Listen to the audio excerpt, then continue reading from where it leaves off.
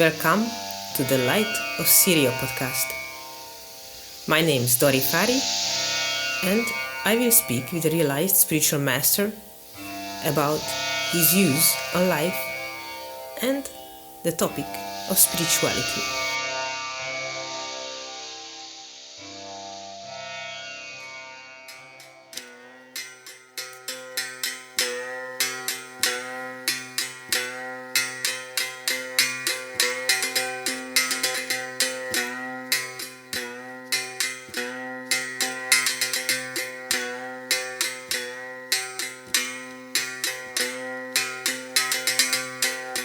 Om Namah Savan Namah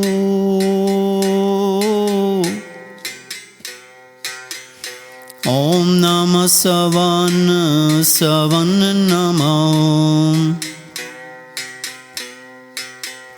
Om Namah Savan Namah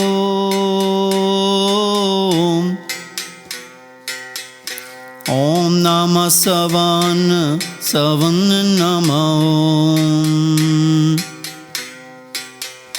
Om Namah Kirpal Namah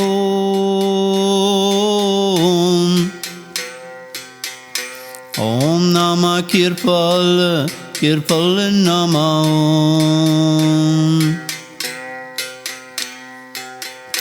Om Namah Ajaibo Namah Om Namah Ajaibo Namah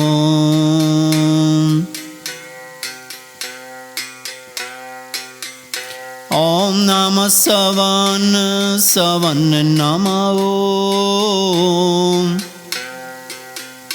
Om Namah Savan Namah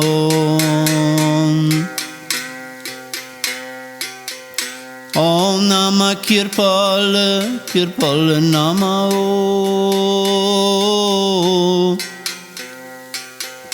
Om Namah Kirpal Namah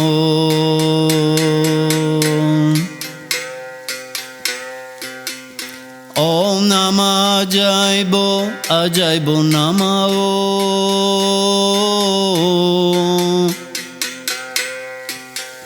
Om Namah Ajaibo Namah Om Namah Savan Namah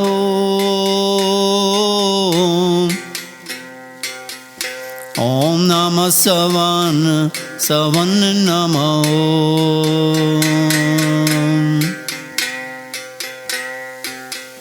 Om Namah Kirpal Namah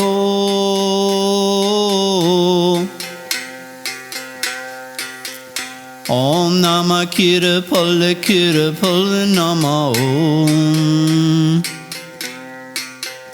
Om Namah Ajaibo Namah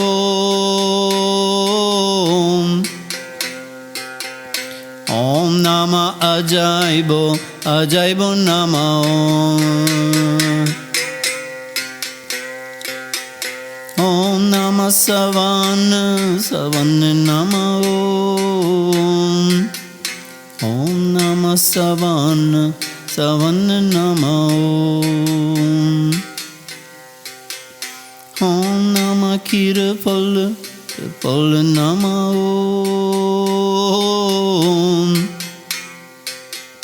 Om Namah Kirpal Namah Om Namah Ajaibo Namah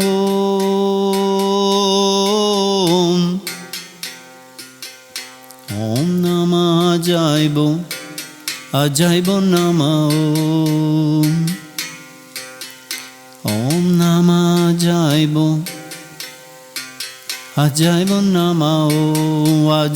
Namah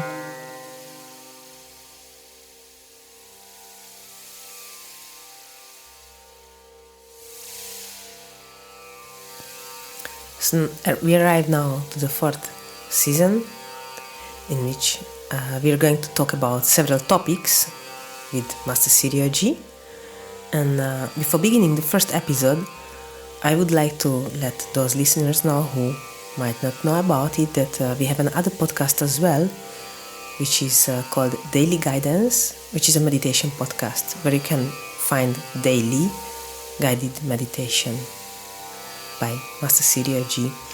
These are meditation talks which were recorded during intense meditation retreats with him, and so we felt to have such a great and vast treasure having these recordings, and we wanted to share with everyone. So if you would like to try meditation in practice with Master Sirio, as a first step you can look for Daily Guidance meditation podcast and enjoy daily a new episode.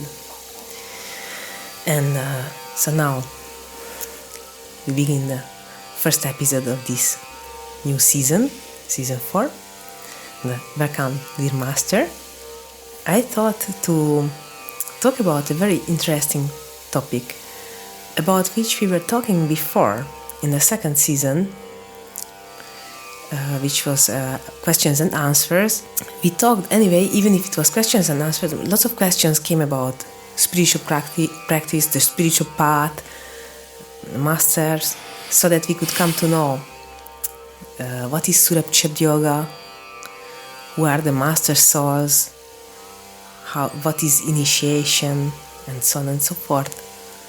But this is just a small slice, this Surat Shabd Yoga, or the big cake of the several yogas. And I thought it would be interesting to position a little bit this yoga among all the yogas, but then I also thought maybe it might be too big topic for just one episode, so I just pick one other yoga direction which is very popular, which is the Kundalini Yoga, and just to make us understand better Surat Shabd Yoga, that could you talk about what's the difference in between Surat Shabd Yoga and, for example, Kundalini Yoga?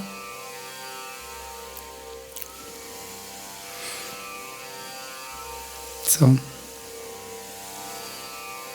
thank you for this podcast. Let's see what comes out. What is Surat Shabd Yoga? What is Kundalini Yoga?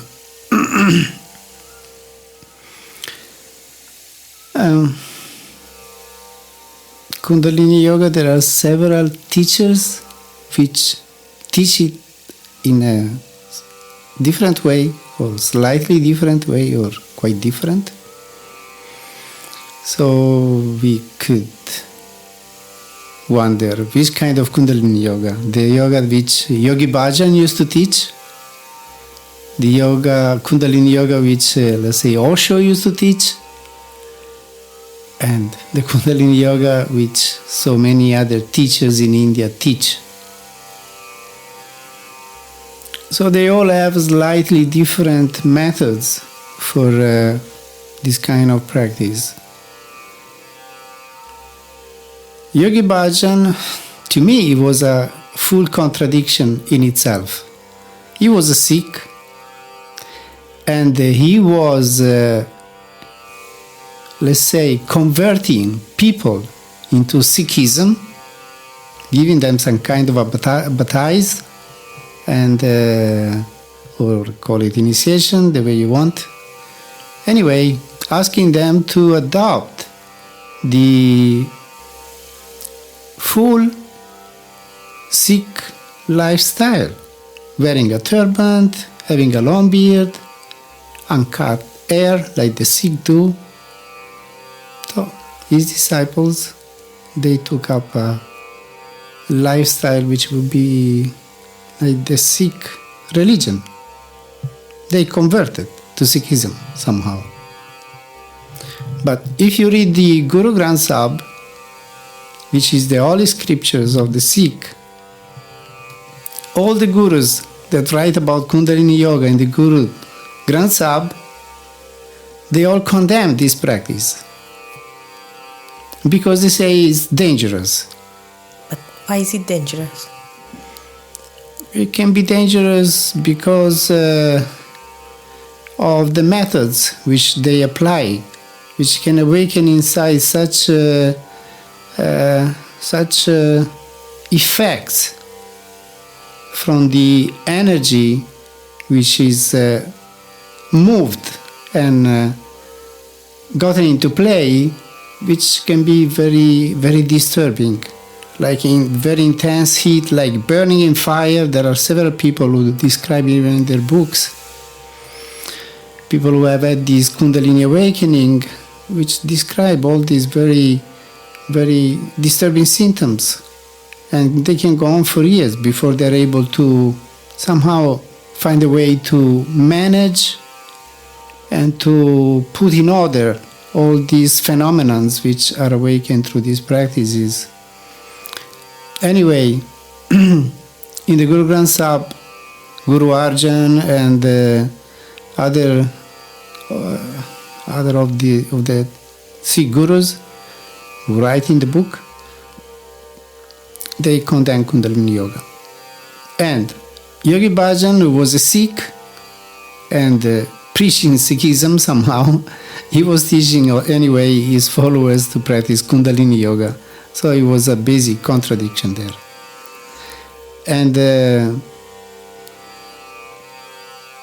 anyway, they have their own set of practices which they do in order to awaken this energy, which, according to the basic teachings of Kundalini, is something which starts at the base of the column or at the first chakra, and it raises through the spine, reaching the head, and then coming into a state of, let's say, manifestation of the light. So it is an energy which is awakened at the base of the spine, and it raises through the several chakras and eventually reaching the head. So in the yoga tradition, they talk about these nadis or energy channels, which are kind of similar to the meridians of the Chinese medicine. Mm-hmm. And they say that on the sides of the spine there are two of these nadis called Ida and Pingala, and in the middle there is this called Sushumna or Sukmana, depends on which language you use, Punjabi or Hindi. So this Kundalini energy should be raising through the Sukmana or Sushumna. Because Ida and Pingala, it's moon and sun. And Sushumna is the center, is like, let's say, positive and negative poles and neutral pole. So it should be raising through to have a safe, free of troubles awakening. But then it varies with people. Some people have a smooth awakening of this kind. Some people have a troublesome awakening. Anyway, this is the basic concepts of Kundalini Yoga. Then the practices which they do to awaken it, according to the several teachers, may differ. Now, what is the difference between basic concept of Kundalini Yoga and Surat Shabd Yoga? In Surat Shabd Yoga, we understand that the blessing, the energy comes in the human body from above, not from down below. But it penetrates to the crown chakra, the Sahasrara, and then it reaches the Ajna chakra. Mm-hmm. And then you have the vision of the light. But so does it mean that in Kundalini, so what is the source of energy in Kundalini Yoga? What is this Kundalini that awakes and climbs up? It's an energy which is intrinsic of the body, in the body. So the source of energy is the very human person who is doing the practice? Very physical. And they describe it as a snake, which is dormant at the base of the spine, and then when it awakens, it raises up and reaches the head. And then you have some kind of spiritual awakening, some kind of experience, inner vision or whatever, inner perception, inner vision. But Surat Shabd Yoga is different because it downs inside of you, it descends inside of you from high above, from the seventh chakra. And then it reaches the Ajna chakra. And then you have this opening of the inner vision and manifestation of the inner light. And if you go deep into it, then the light becomes a sounding light. So the light and the sound become like one phenomenon that manifests to the meditator with several kinds of experiences.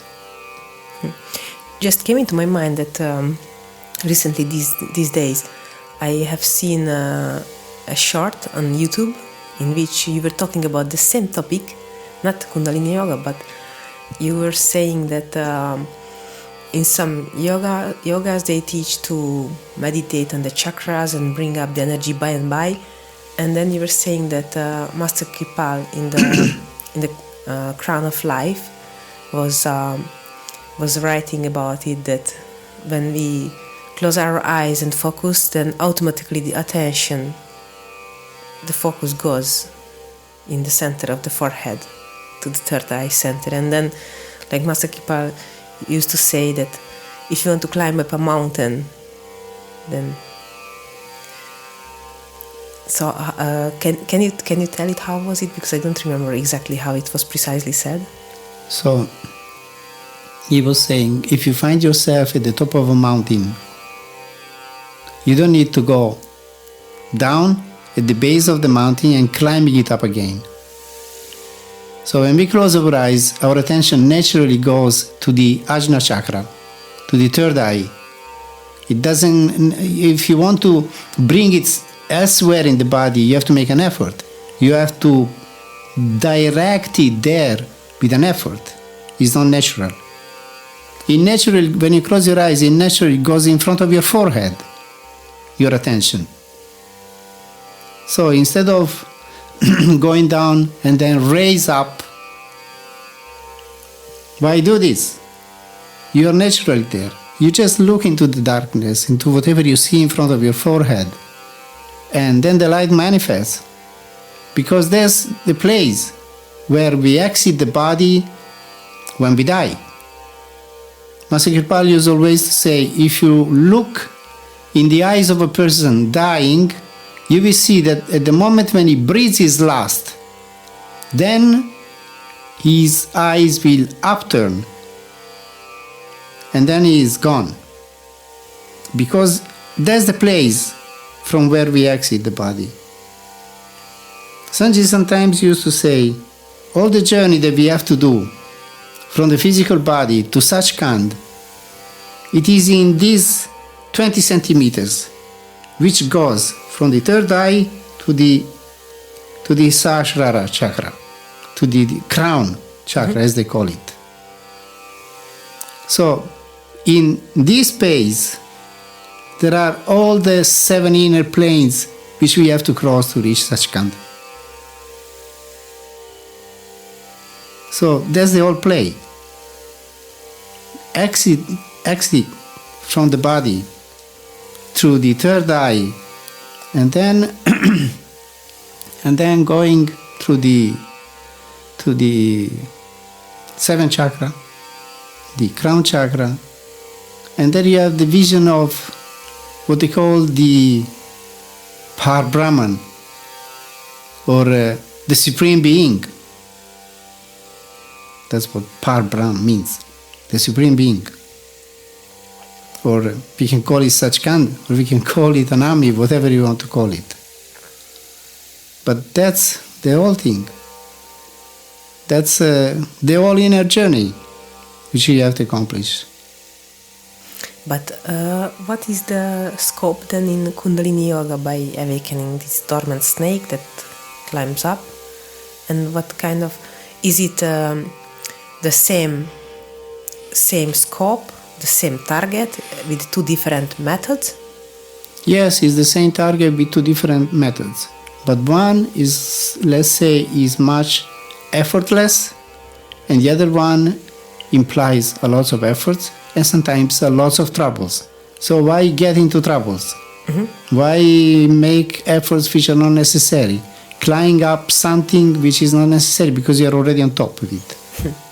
It's interesting. It just came into my mind my studies from high school when I was studying.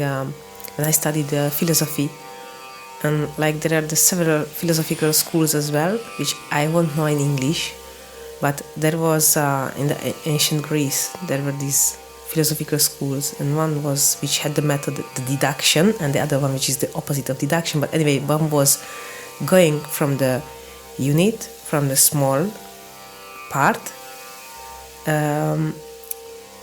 trying to understand the whole. And the other one was taking into consideration the whole as a unit and arriving from the whole as a unit to the small part. Mm-hmm. And it's like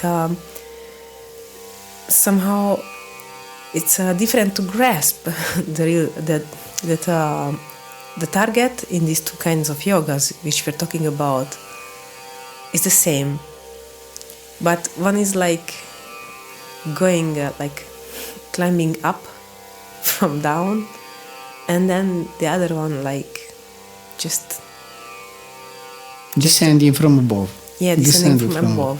Because that's what it is. I mean, the supreme light comes from above, from the nameless, from the supreme truth, from the supreme being, descending down to the physical, through the causal, astral, physical. So the link in between the Supreme Being, the Supreme Reality, and the human body, it is this cord that binds us from the physical body up to the Absolute, going through the astral, causal, supercausal. So, the way it descends, it's also the link through which we can go up. So we connect through meditation on the inner light with the light, which is the link that binds the human to the divine. So you follow the light, which becomes a sounding light, which is like a river. It eventually ends up in the ocean of the Supreme Divinity. So, the concept that you can do it the other way, raising up this energy from down below,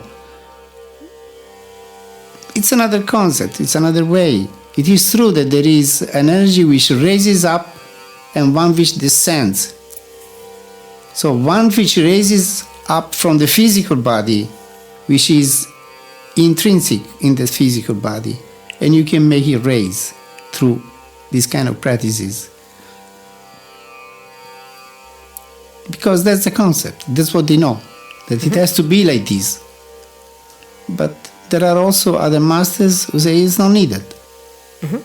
It just comes down and manifests into your forehead. So you don't need all these troubles to raise it from down the spine up to the head, and then going up to Sachkhand, let's say. But then, if the method is like so different, because I don't know, maybe I'm wrong. I never tried Kundalini Yoga, so I must say I'm a bit ignorant about how the practice is. But as you described it just gave me the impression like it's like hard work, like not as if meditation in Surat Shabd Yoga was easier. It's not that just one sits there and then everything is happening by itself, but it I don't want to use a mistaken word, but like I don't want to say more troublesome, but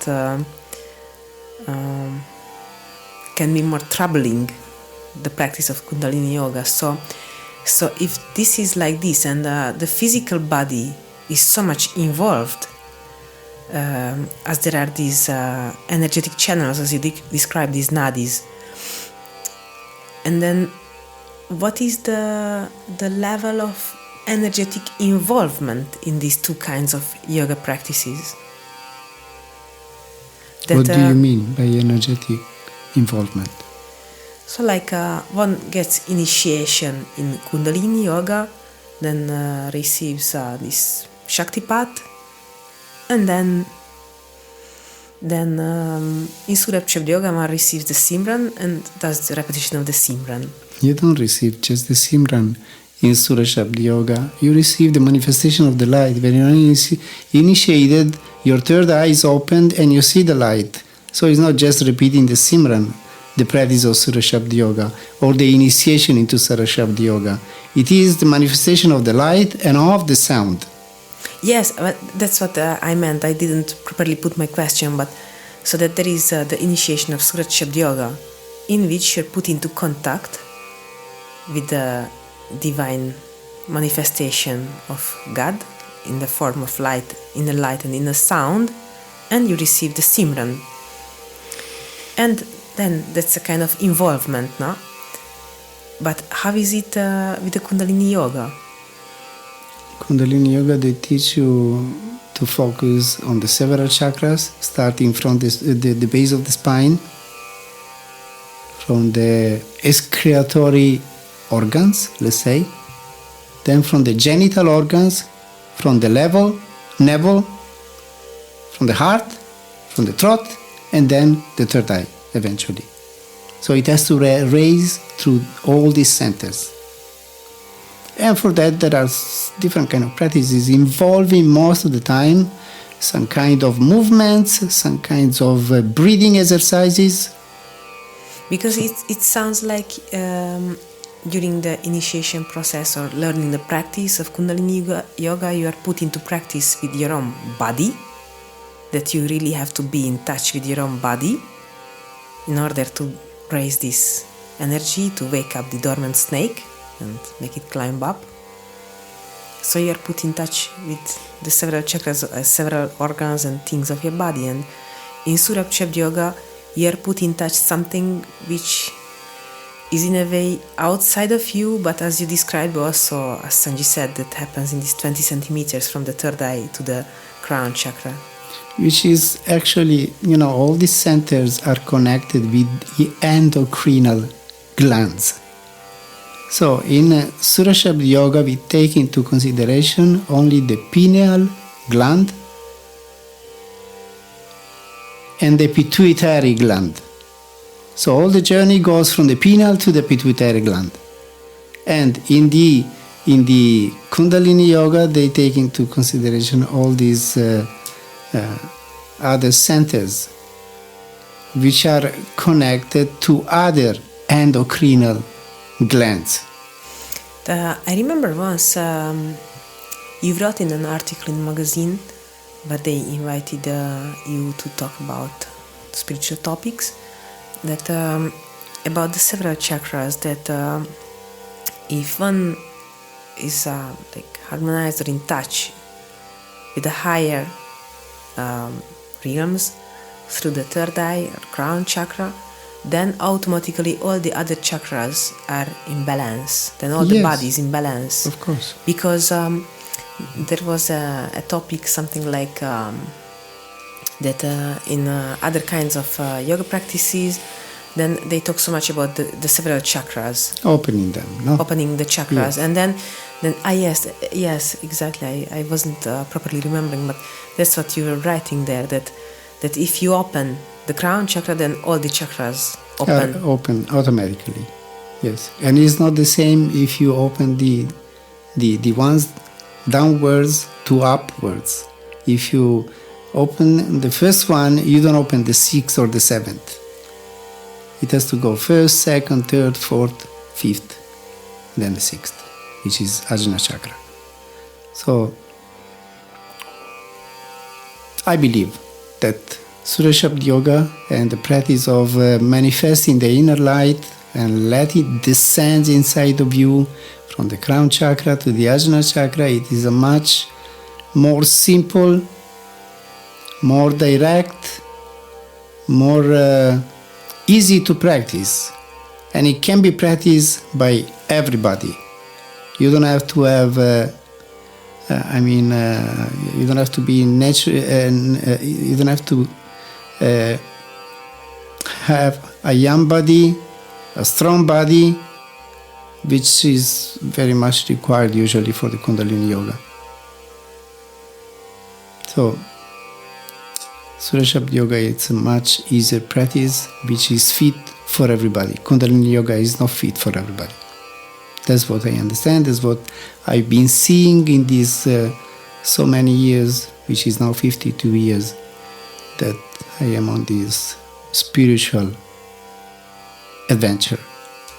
Then, also, there is so much confusion about this Kundalini thing. For some people who teach Kundalini, Kundalini is just sex. It is just sex energy. So, those who experience an orgasm, they have the awakening of Kundalini. But that's completely wrong. Kundalini has nothing to do with sex. Sex energy is one thing. Kundalini energy is another thing, completely different.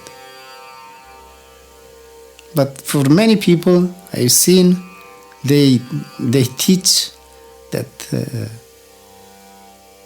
sex energy, it is Kundalini energy. An orgasm, it's the awakening of Kundalini. So there is so much confusion about all this topic.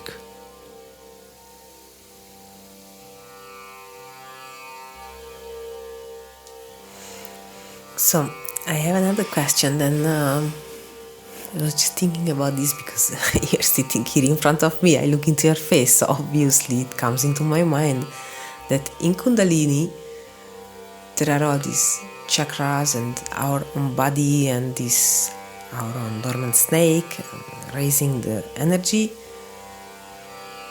And then what's the role of the master in Kundalini? Because then in Surat Shabd Yoga we had a complete episode about the master souls, who is a master soul, who are the masters, what's their role. So it's like a transmitter, the master, that really the plug that helps us to connect to the divine power, the transmitter. But then in Kundalini Yoga, if I have to harmonize with my own body, then what's the role of the master there? The master teaches you the practices that you have to do in order to awaken this supposed Kundalini. I must say that most of the people never have an awakening of Kundalini. And those few who have it, some have it peacefully and many have it troublesome. So for many people it's just a pure theory which never manifests. But it sounds like ancient something, if it's also written in Guru Granth Sahib, so that it was well known already at those times of Guru Arjan. In the sutras of Patanjali Yoga Sutra, he's talking about Kundalini. He's talking about these, nadis, Yes. Pingala. Yes, like in Ayurveda. Yeah. Ida, Pingala and Sushumna. Yeah, no, that's you find it in the Yoga Sutra of Patanjali. Yes, that's what I meant. It's quite an ancient thing, so it was very well known. And so it seems that no wonder that it was referred like, as you mentioned in the beginning, by the gurus of the Sikhs. In India mostly it's understood that those who practice Kundalini Yoga are mostly yogis who are renunciate who live a monk life of a monk, and ascetics, sadhus, is not for people who live in the world, who are married and have a family life, social life. It's Kundalini Yoga in India was meant mostly for people who practice this kind of lifestyle, of the renunciate, of the yogi, of the sadhus. It's not for people who live in the world and have a social family life.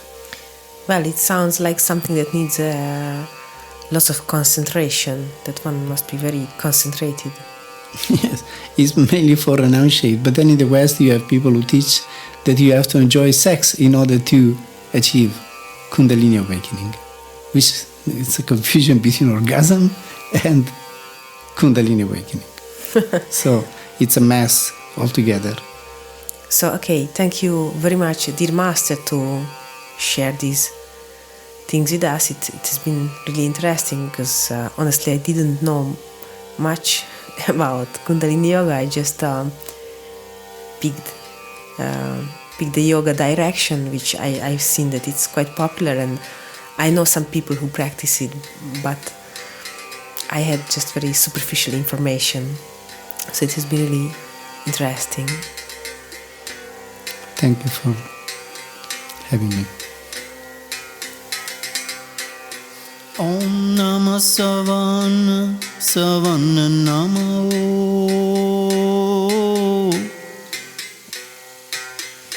Om Namah Savan Savan Namo. Om Namah Savan Savan Namo.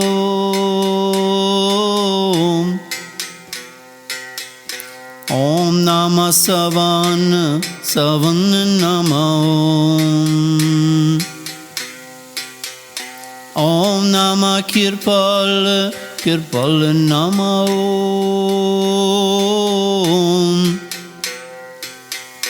Om Namah Kirpal Kirpal Namo.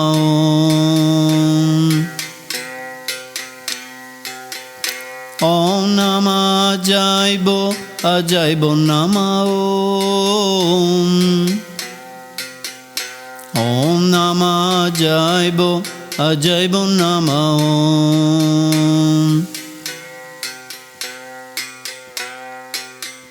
Om Namah Savan Savan Namo. Om Namah Savan Savan Namo.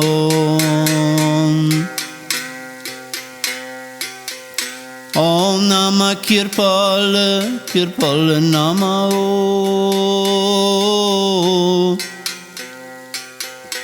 Om Namah Kirpal Kirpal Namo.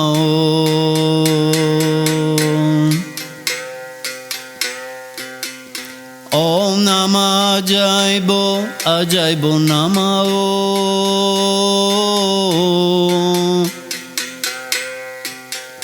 Om Namah Ajaibo Ajaibo Namo.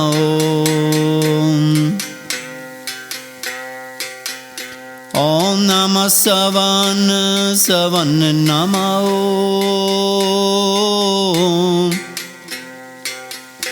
Om Namah Savan Savan Namo.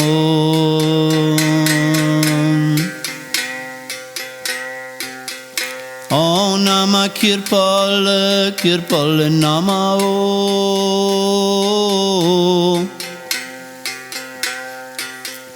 Om Namah Kirpal Kirpal Namo. Om Namah Ajaibo Ajaibo Namo.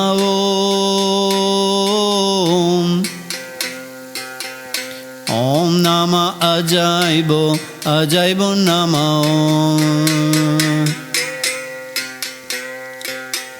Om Namah Savan Savan Namo. Om Namah Savan Savan Namo. Om Namah Kirpal Pol Nama Om. Om Nama Kirapol Nama Om.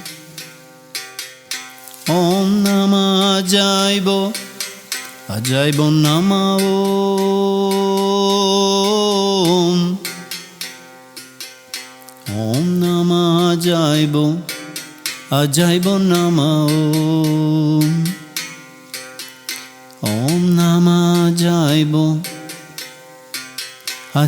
Nama Om. Ajaibo Nama Om.